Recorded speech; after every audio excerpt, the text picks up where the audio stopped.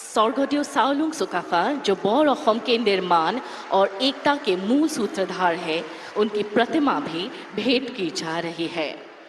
विशिष्टता है कि उन्होंने असम के पवित्र धरती में नामरूप के तिपांग को ही पहला अस्थायी राजधानी बनाया था।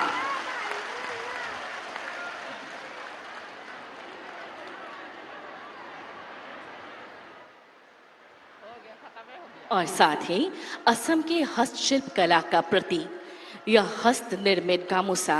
जिस पर सुनहरे धागों से माननीय प्रधानमंत्री जी की आकृति बुनी गई है।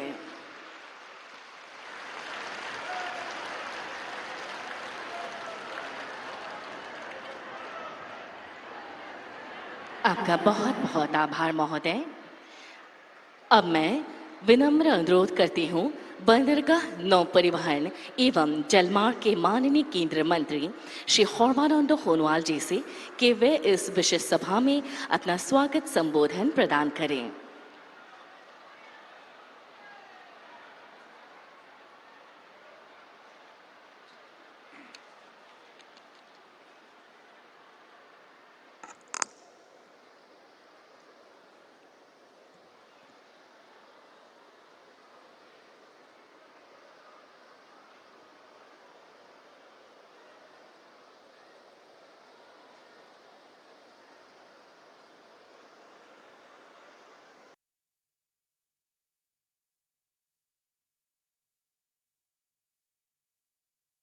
नमस्कार। भारत माता की সকলোকে মই আন্তৰিকতাৰে আহ্বান জনাইছো আপোনালোকে সকলোৱে সহযোগ কৰিব। भारत माता की, भारत माता की। আজি দিনটো আমাৰ বাবে অত্যন্ত গৌৰৱৰ দিন আৰু স্মৰণীয় দিন। কাৰণ আজি অসমৰ ৰাইজৰ বাবে, উত্তৰ পূৰ্বাঞ্চলৰ ৰাইজৰ বাবে দেশৰ মাননীয় প্ৰধানমন্ত্ৰী নৰেন্দ্ৰ মোদী ডাঙৰীয়াই আজি এই নামৰূপলৈ আহি আমাৰ নামৰূপ চতুৰ্থ সাৰ কাৰখানা আধাৰশিলা স্থাপন কৰিবৰ বাবে তেখেতে যি মহৎ পদক্ষেপ লৈছে তাৰ বাবে মই প্ৰথমতে সমগ্ৰ মোৰ ডিব্ৰুগড় লোকসভা সমষ্টিৰ ৰাইজৰ হৈ,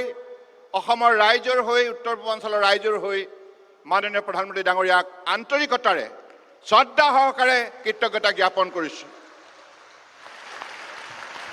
আমি সকলোৱে জানো আমাৰ দেশৰ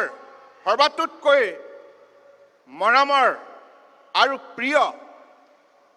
নেতাজনে হৈছে নৰেন্দ্ৰ মোদী ডাঙৰীয়া। বৰ্তমান বিশ্বৰ বুকুত সৰ্বাতোতকৈ লোকপ্ৰিয় নেতা হিচাপে পৰিগণিত হৈছে। তেখেতৰ শক্তিশালী পদক্ষেপৰ যোগেদি আজি ভাৰতবৰ্ষক বিশ্বৰ বুকুত অন্যতম শক্তিশালী ৰাষ্ট্ৰ হিচাপে প্ৰতিষ্ঠা কৰাৰ ক্ষেত্ৰত সফলতা অৰ্জন কৰিছে। পৰম শ্ৰদ্ধাৰ মাননীয় প্ৰধানমন্ত্ৰী নৰেন্দ্ৰ মোদী ডাঙৰীয়া, অসমৰ ৰাজ্যপাল লক্ষ্মণ প্ৰসাদ আচাৰ্য ডাঙৰীয়া, অসমৰ মাননীয় জনপ্ৰিয় মুখ্যমন্ত্ৰী শ্ৰদ্ধেয় ডক্টৰ হিমন্ত বিশ্ব শৰ্মা ডাঙৰীয়া, ভাৰত চৰকাৰৰ প্ৰাক্তন মন্ত্ৰী বৰ্তমান ৰাজ্যসভাৰ সদস্য ৰামেশ্বৰ তেলী ডাঙৰীয়া, অসম চৰকাৰৰ মন্ত্ৰী প্ৰশান্ত ফুকন ডাঙৰীয়া, যোগেন মোহন ডাঙৰীয়া, বিমল বৰা ডাঙৰীয়া আৰু আমাৰ মাননীয় বিধায়কসকল, পৰম শ্ৰদ্ধাৰ উপস্থিত ৰাইজ আৰু সাংবাদিক বন্ধুসকল, নামৰূপবাসী ৰাইজে যোৱা প্ৰায় 40টা বছৰ ধৰি নামৰূপত চতুৰ্থ সাৰ কাৰখানা পাবৰ বাবে আবেদন জনাই আহিছিল আৰু সদৌ অসম ছাত্ৰ সন্থা অসম জাতীয়তাবাদী যুৱ ছাত্ৰ পৰিষদৰ লগতে নামৰূপৰ শ্ৰমিক সন্থাৰ লগতে বিভিন্ন দল সংগঠনে এই ক্ষেত্ৰত আন্তৰিকতাৰে ভাৰত চৰকাৰক অনুৰোধ জনাই আহিছিল কিন্তু কংগ্ৰেছে দীৰ্ঘদিন ৰাজত্ব কৰাৰ পাছতো এই খেতিয়কৰ স্পৰ্শকাতৰ এই বিষয়টো কোনোদিনে গুৰুত্ব নিদিলে কংগ্ৰেছে সম্পূৰ্ণৰূপে আওকাণ কৰাৰ বাবে আমি বহুত পিছুৱাই থাকিব লগা হ'ল কিন্তু বৰ্তমান প্ৰধানমন্ত্ৰী নৰেন্দ্ৰ মোদী ডাঙৰীয়াই আন্তৰিকতাৰে অসম তথা উত্তৰ পূৰ্বাঞ্চলৰ খেতিয়কৰ ৰজা কথা আন্তৰিকতাৰে উপলব্ধি কৰি আজি তেখেতে নিজেই 10,000 কোটি টকা ব্যয় কৰি চতুৰ্থটো আজি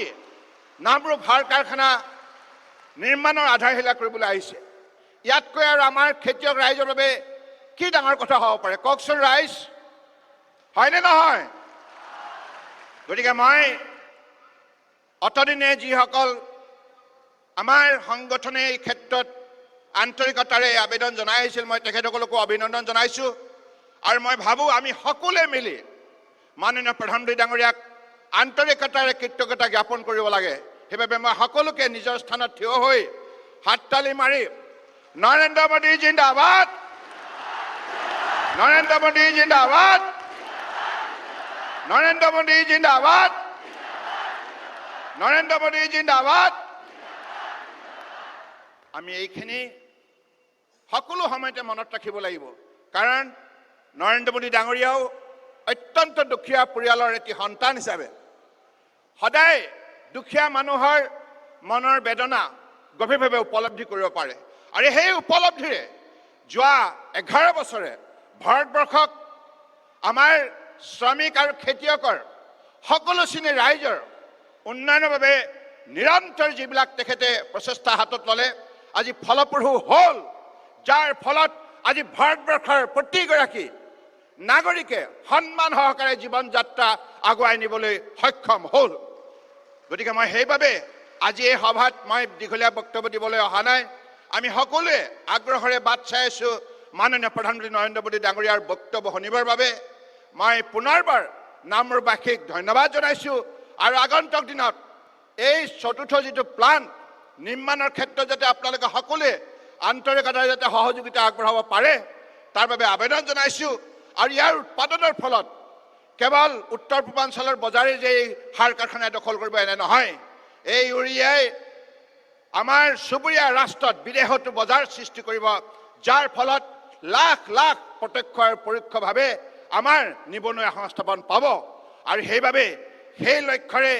এই সাৰ কাৰখানা নিৰ্মাণৰ বাবে পদক্ষেপ গ্ৰহণ কৰা হৈছে আৰু লগতে এই মুহূৰ্তত মই এই কথাটোও কম মই স্থানীয় সাংসদ হিচাপে গৌৰৱান্বিত কাৰণ মোৰ এতিয়াও মনত আছে 2006 চনত যেতিয়া UPA গভৰ্ণমেণ্ট আছিল